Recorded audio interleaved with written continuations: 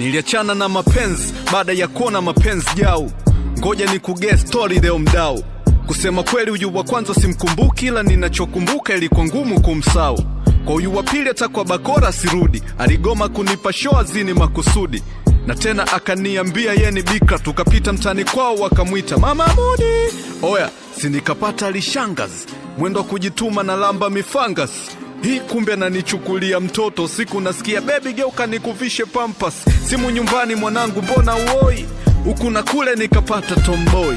Nikampeleka kumtambulisha kwetu, si akamsalimia mama mkwe. Oi oi, huyu wa tano sijui alikuwa mvuta bange, angeniua mlonyewa makande.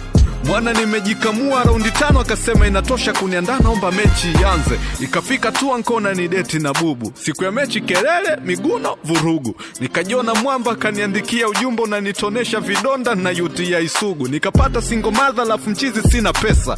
Nilichopitia nikaiona hii pressure, gumu kumlea mtoto wa kambo, hata kushike kalio ukimzuia unaonekana unamtesa. Akajaga demo ya msomi huyo.